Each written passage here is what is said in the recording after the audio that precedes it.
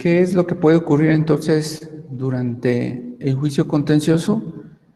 Bueno, lo que pudiera llegar a ocurrir durante este juicio contencioso es que, pues de alguna manera, se ventilen algunas situaciones que pudieran ocurrir, y no solamente en este juicio, sino en la mayoría de los juicios, ¿no? Es decir, no solamente en el fiscal, sino en otro tipo de juicios, por ejemplo, el civil. Algo que se pudiera dar es que, bueno, pues solicitáramos alguna medida cautelar, que no es muy común en materia fiscal. La medida cautelar se crea o se establece en una regulación jurídica para precisar o para otorgar una protección a la parte demandante en el juicio, ya que le pudiera ocurrir algo de no darse esta medida cautelar. Les voy a poner un ejemplo en civil, porque en fiscal no es tan común, pero en civil sí.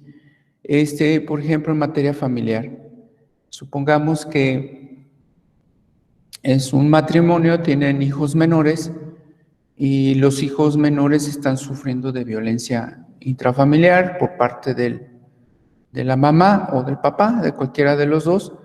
Entonces, ahí se tendría que solicitar una medida cautelar con la finalidad de proteger a los niños o a las niñas de la violencia intrafamiliar que están sufriendo. Entonces, la medida cautelar solicitada ante un juez tendría por efectos separar a esa persona que está ocasionando violencia intrafamiliar de los menores, prohibirle que se acerque a ellos, y también solicitar los alimentos para esos menores.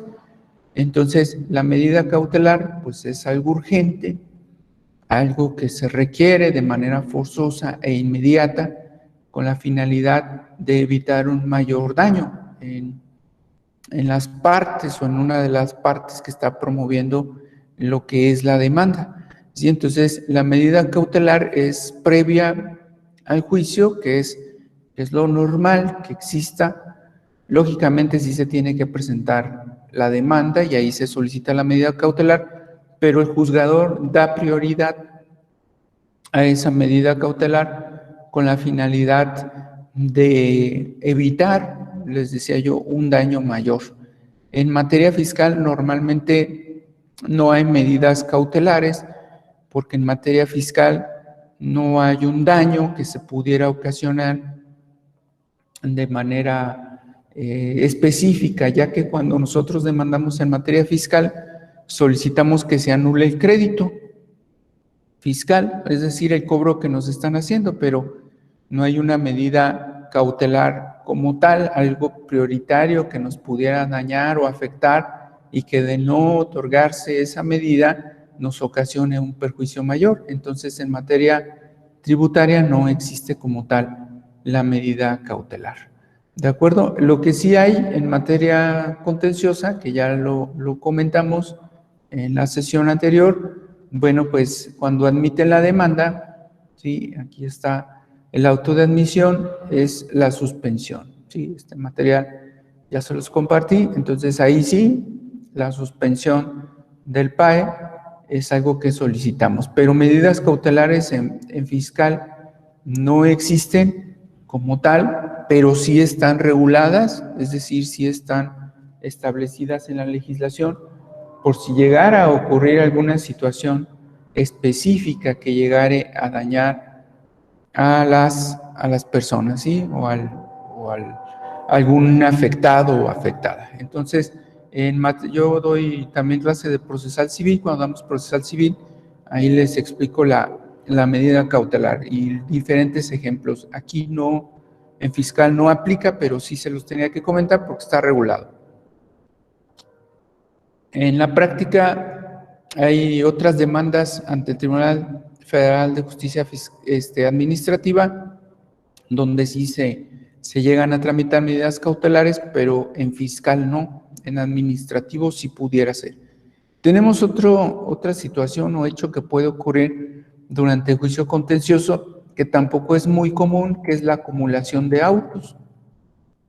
La acumulación de autos es un incidente que se tramita por alguna de las partes donde hay los mismos interesados, es el mismo acto impugnado y se busca que se resuelva en una sola sentencia. En fiscal también normalmente no hay un incidente de acumulación de autos, no es común, no es frecuente, sí,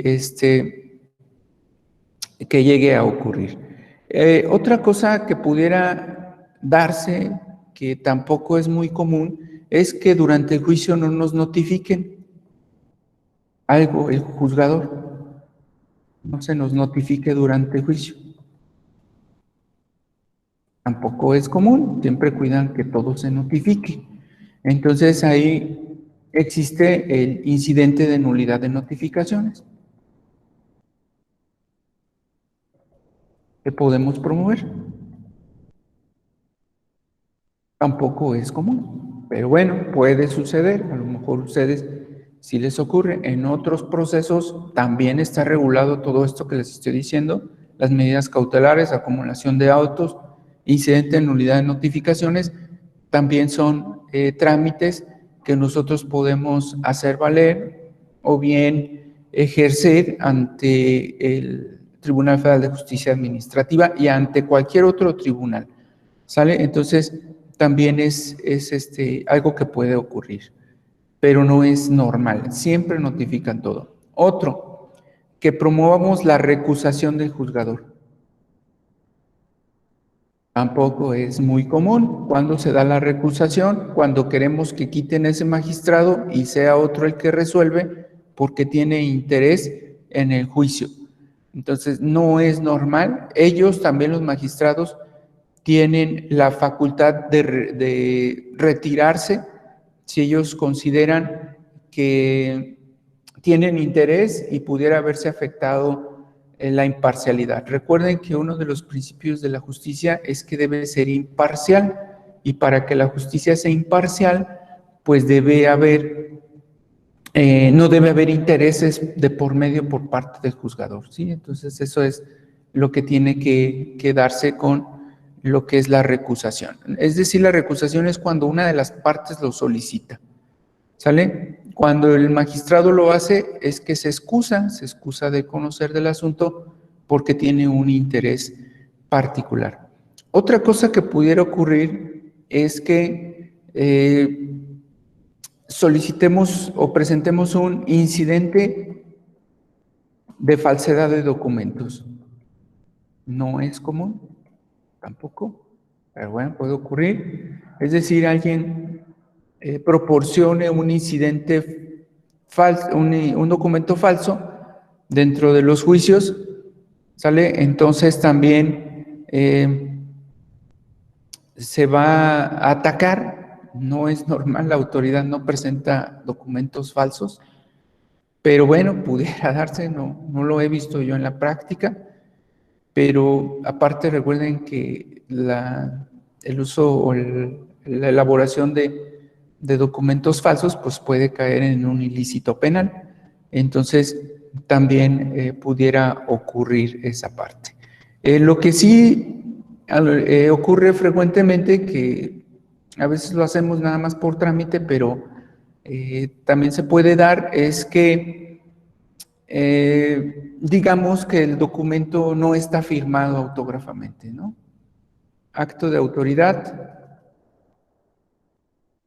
no firmado de manera autógrafa. ¿Qué es de manera autógrafa? De puño y letra. Entonces, si un documento alegamos que no está firmado de manera autógrafa, aquí hay una pericial en materia de firmas. Y tenemos que agregar un perito, ¿sí?, que dé fe o certifique que la firma corresponde al funcionario público correspondiente. Entonces, se agrega la pericial contable y pues se va a citar al perito para efectos de que rinda su dictamen, ¿no?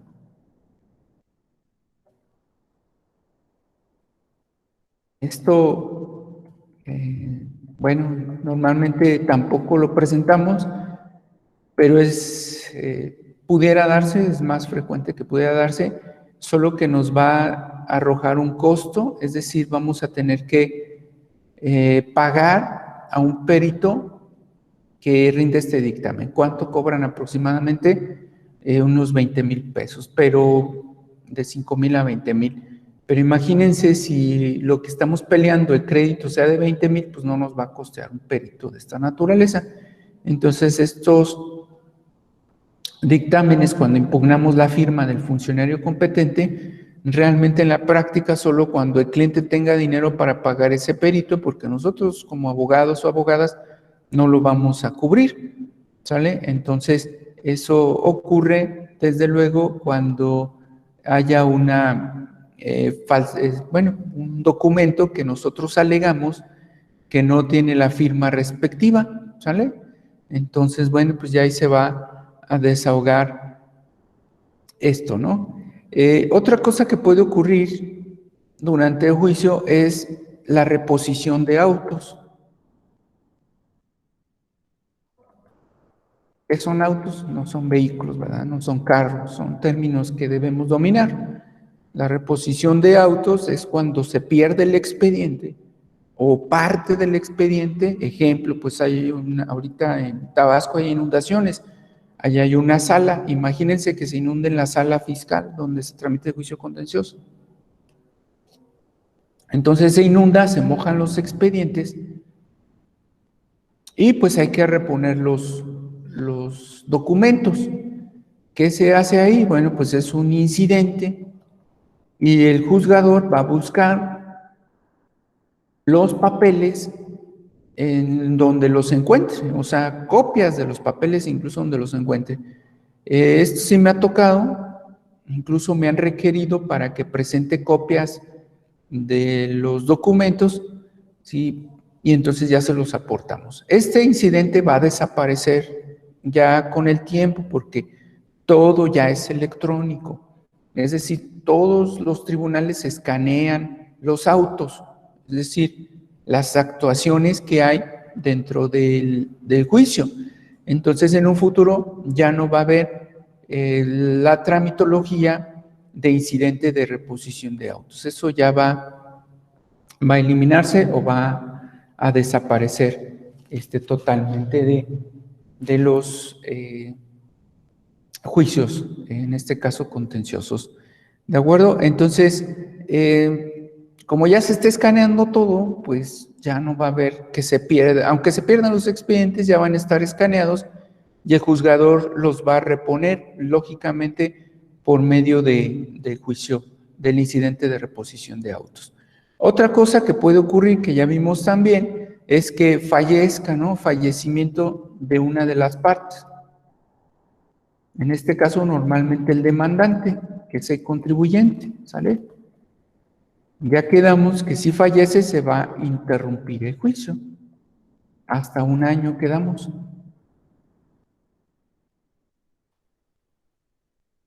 Ese es otro hecho o suceso que puede ocurrir durante el juicio contencioso, ¿sale? Entonces, recuerden que esto continúa una vez que se designe el albacea. El albacea es el representante de la masa sucesoria.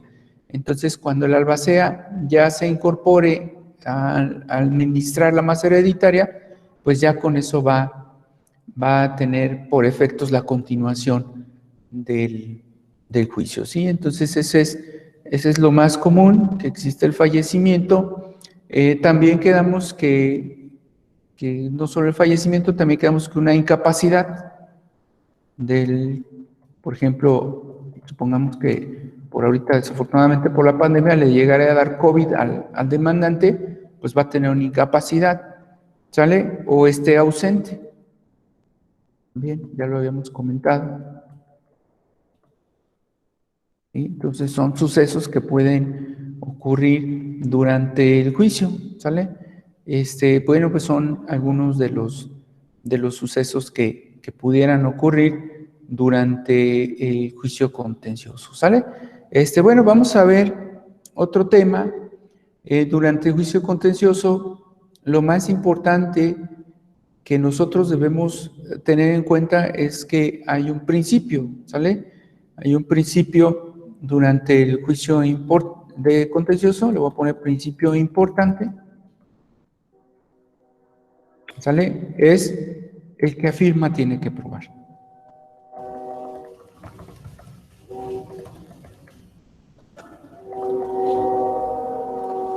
Eso es algo importante durante el juicio. Es decir,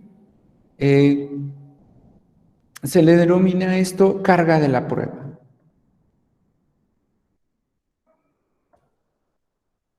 Entonces, el que presenta una demanda está afirmando algo, entonces tiene que probar, ¿sale? Entonces, ¿qué tiene que probar? ¿Sale? ¿Qué tiene que probar el demandante o qué tienen que probar las partes? Entonces, las partes deben probar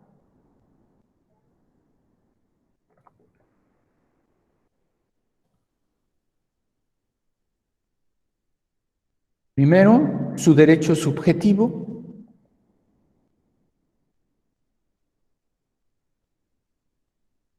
es un término que no se les debe olvidar jamás, que es derecho subjetivo.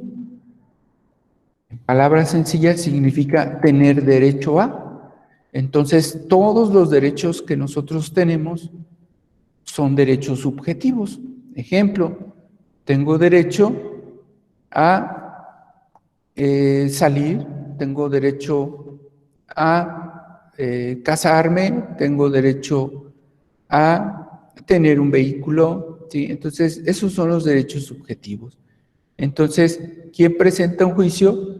Quien se ve afectado o afectada en sus derechos subjetivos, ¿sale? Entonces, debe probar que hay una violación, ¿sale?, a sus derechos subjetivos.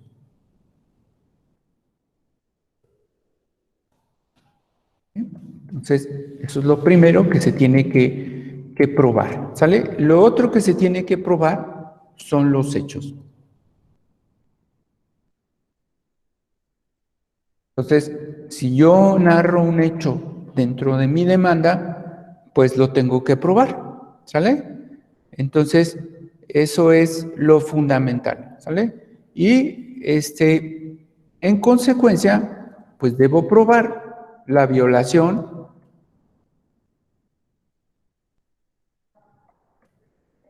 a los derechos que tengo como contribuyente, en este caso de la materia fiscal, probar la violación a los derechos como contribuyente. Es un principio muy importante que existe en materia contenciosa, ¿sale? Entonces debo probar. ¿Y qué les puedo decir sobre las pruebas entonces? ¿Sí? Sobre las pruebas. Bueno, pues ya lo habíamos comentado, pero se lo reitero, se admite todo tipo de pruebas, excepto la confesional. ¿Cuál es la prueba confesional? Es la prueba a cargo, es la prueba que consiste en el interrogatorio que se le hace al actor o al demandado. Esa es la confesional. ¿Sí? Entonces, está prohibido en el juicio contencioso que alguien vaya y confiese, es decir, que el actor vaya y confiese o que la autoridad demandada vaya y confiese, ¿sale? Entonces, de ahí en más, todas las pruebas son admitidas. En la confesional se elabora un denominado pliego de posiciones, así se le denomina, que son los cuestionamientos que se les hacen al actor o al demandado. Entonces, en el juicio contencioso no hay pliego de posiciones, no hay confesional. Lo que sí hay es la testimonial, ya lo habíamos comentado,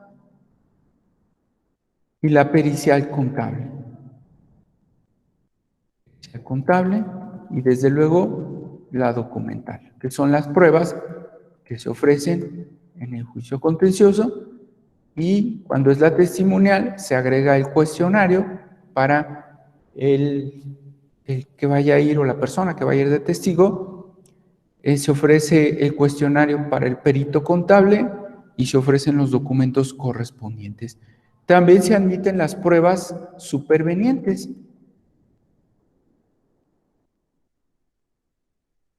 Pruebas supervenientes son aquellas que no se tenían al momento de presentar la demanda o la contestación de la demanda o la ampliación de la demanda y la contestación a la ampliación. Son pruebas que no se tenían en esos momentos y se pueden presentar después, antes de dictar sentencia, antes de que se dicte sentencia. Eso es importante. Antes de que se dicte sentencia, se debe presentar esas pruebas supervenientes y se debe justificar por qué no las presentamos antes.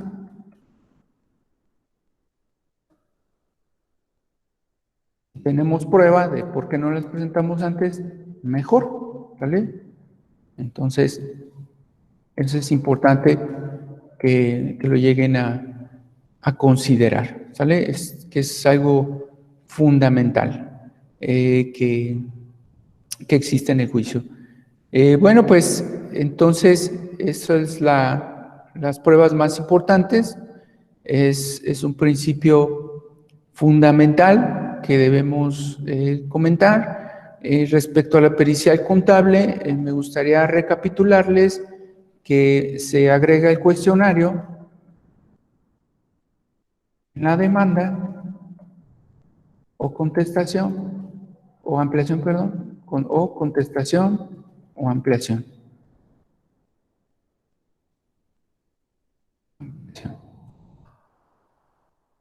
Se cita al perito para tomar protesta. Bueno, ya lo vimos. Se lo deben de saber de memoria. Se le otorga 15 días para rendir y ratificar dictamen.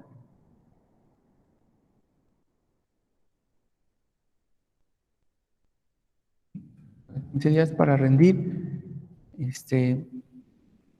para, bueno, aceptar el cargo y tomar protesta. Aceptar cargo.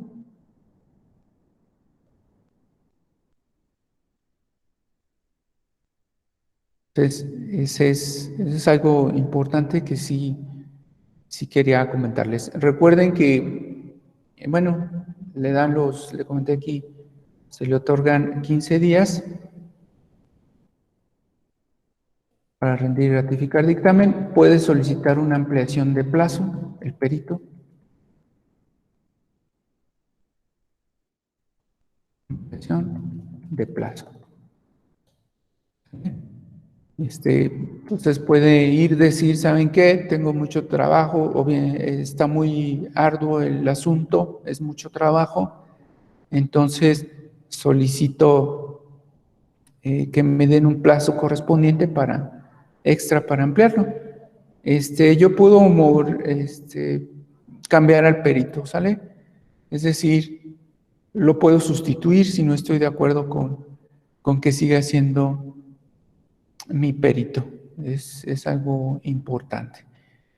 Cuando son testigos, pues si hay una audiencia, en fiscal normalmente no hay pruebas testimoniales, ¿sale? Eso es importante que lo consideren, y solamente pericial y documental. Respecto a las pruebas, también quisiera comentarles que recuerden que las pruebas tienen un valor.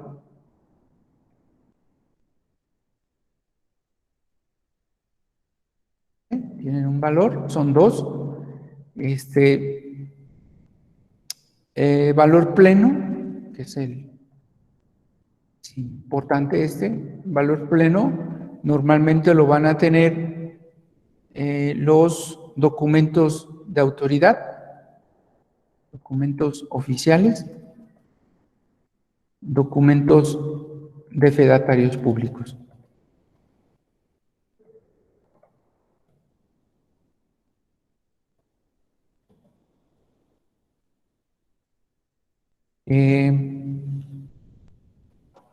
El otro valor es el que le dé el juzgador.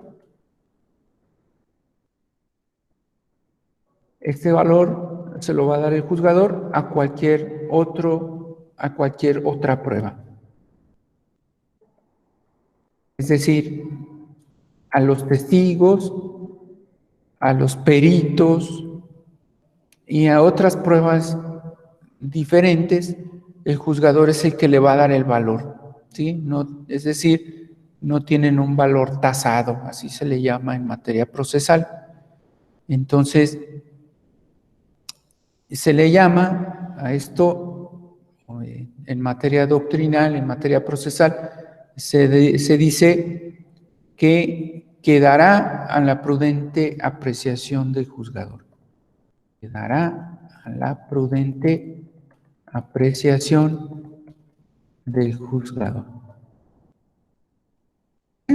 Cualquier otra prueba, entonces, quedará a la prudente apreciación del juzgador. Ese es lo importante. Entonces, lo único que tiene valor pleno pues son los documentos de autoridad y los documentos de fedatarios. Los demás pruebas, pues lo que le dé el juzgador. Bueno, ya para resumir lo que es el juicio contencioso, pues vamos a ver a grandes rasgos las etapas, las voy a poner resumidas. Quiero decirles que ya están acá, se supone que ya se las deben de saber de memoria, porque ya las enumeré en la sesión anterior, aquí están, sí, solamente las voy a poner de otra manera. Entonces ya las etapas de juicio, ya concluyendo, sí, vamos a ponerlo muy resumido, porque ya lo vimos más amplio. Entonces es demanda, admisión o requerimiento,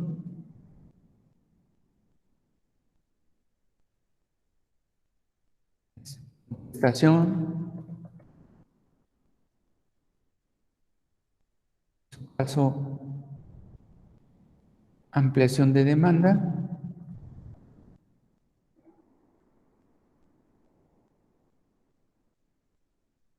no para todos los casos procede la ampliación, ya lo vimos que solamente cuando estemos impugnando la notificación o la autoridad en su contestación exprese hechos nuevos, está en la sesión anterior.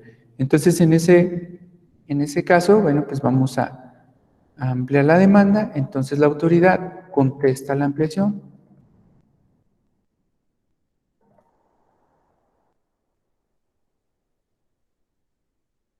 Sería la otra etapa.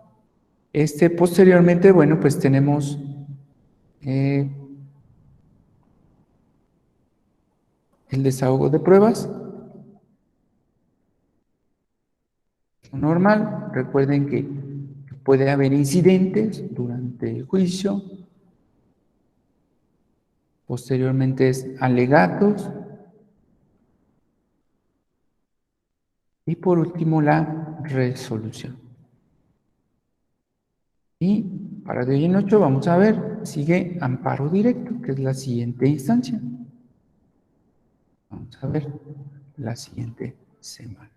Entonces, a grandes rasgos, pues estas son las etapas del juicio contencioso, es cómo se tramita. La resolución, bueno, pues también se le llama sentencia. Recuerden que en laboral se llama laudo, ¿sí? Es una diferencia entre los otros procesos.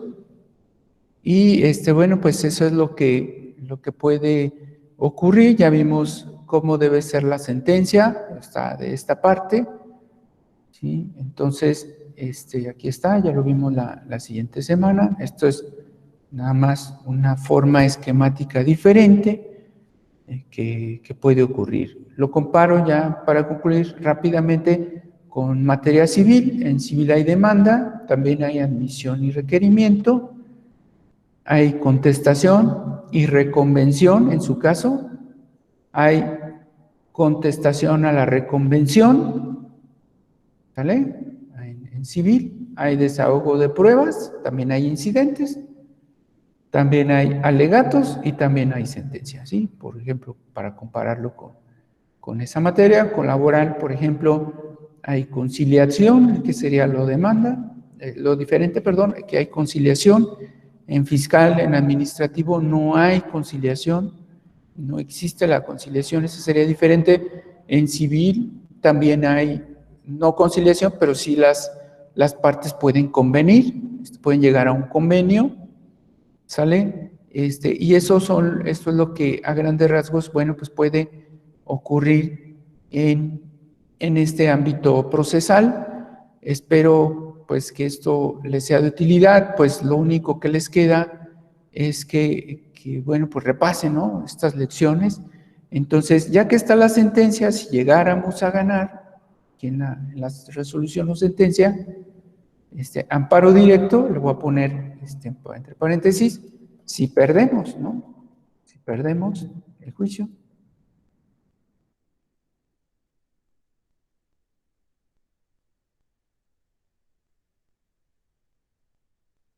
Si ganamos,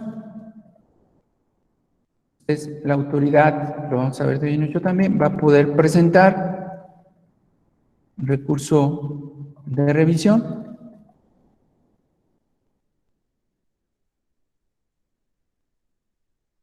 o bien tiene 4 meses para cumplir la sentencia.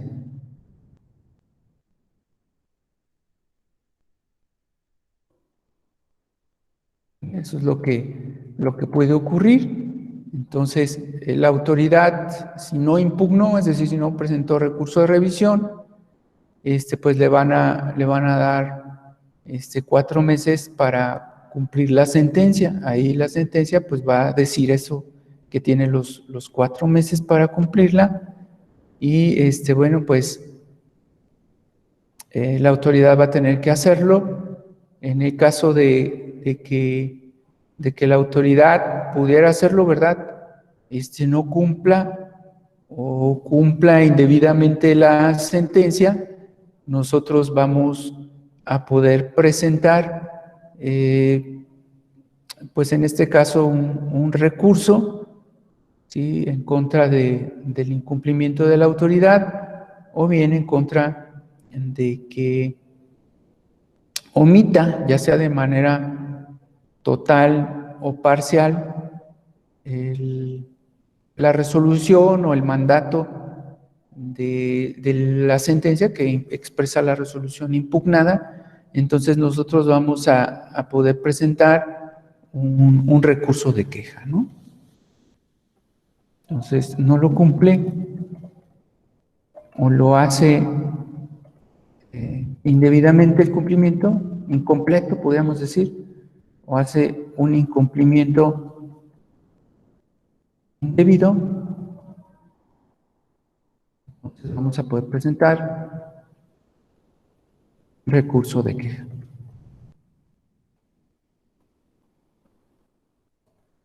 Es donde, bueno, su nombre lo dice, ¿verdad? Pues expresaremos los hechos por medio de los cuales nos quejamos de que no se cumplió esa resolución. Entonces, el juzgador solicita un informe a la autoridad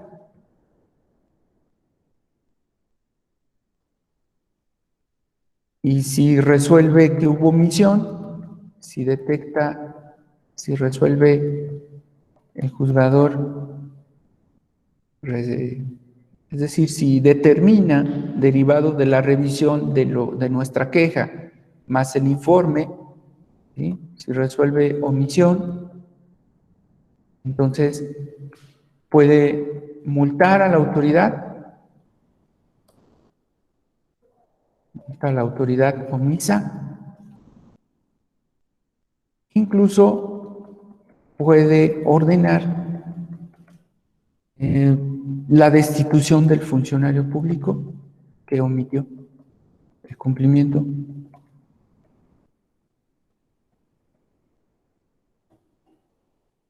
También puede solicitar, lo voy a poner acá arriba, solicitar al superior jerárquico el cumplimiento.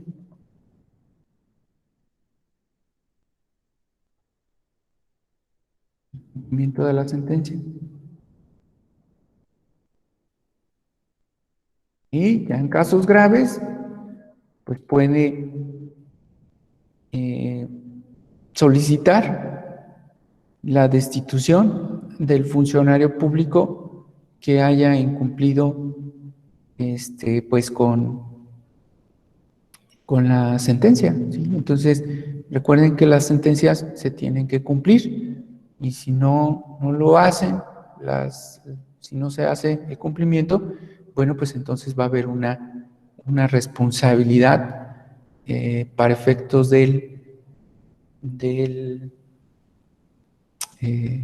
pues sí, del acatamiento de la resolución, del mandato. A fin de cuentas, una sentencia es algo que se tiene que cumplir de manera forzosa. Entonces, si la autoridad no lo hace o lo hace indebidamente, pues se va a poder presentar el recurso correspondiente, ¿sale? Esto es muy importante. Es decir, cuando existe una sentencia, no con eso ya ganamos el juicio lo vamos a ganar hasta que se cumpla la sentencia, ¿sale?